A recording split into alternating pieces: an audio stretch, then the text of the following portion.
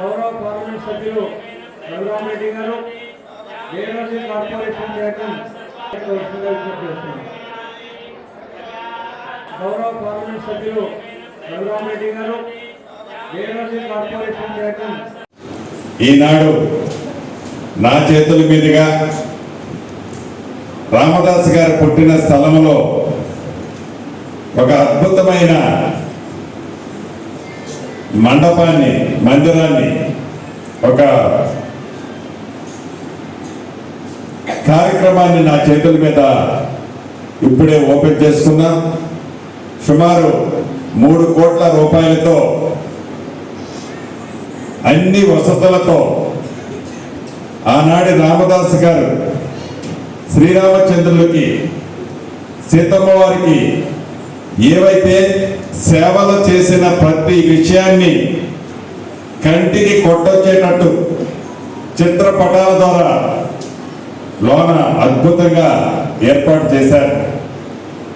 అంతేకాదు, అంటే దీంట్లోకి వస్తేనే ఒక ధ్యాన మందిరంలో వచ్చే ఫీలింగ్ వచ్చే విధంగా, ప్రశాంతమైన మనసుతో ధ్యానించుకునే విధంగా చాలా బ్రహ్మాండంగా ఏర్పాటు చేసుకున్నాం. ఈ కార్యక్రమంలో పాల్పంచుకున్న అధికారుల్ని మనస్ఫూర్తిగా అభినందిస్తున్నాను. ఎందుకంటే అధికారి గారు రిటైర్ అయినా వారి కృషి తప్పకుండా మనం అభినందించుకోవాలి. అంతేకాదు,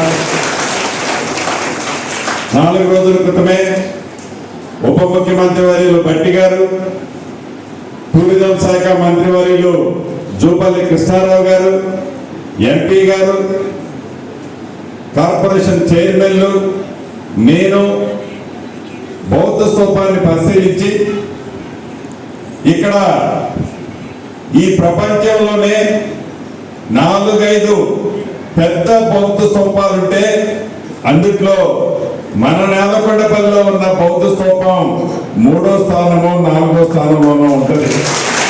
దానికి మనం గర్వపడాలి.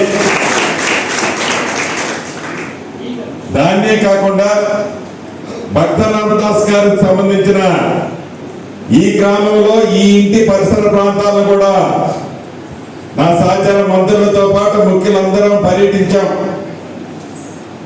టూరిజం ప్లేసుల్లో ఈ 2 ప్లేసుల్ని నేలకొండపల్లి మండలంలో అద్భుతంగా అభివృద్ధి చేయాలన్నది ఈ ప్రభుత్వం యొక్క లక్ష్యం. ఇంతకుముందే కమిటీ సభ్యులు కొన్ని కోరికలు కోరారు.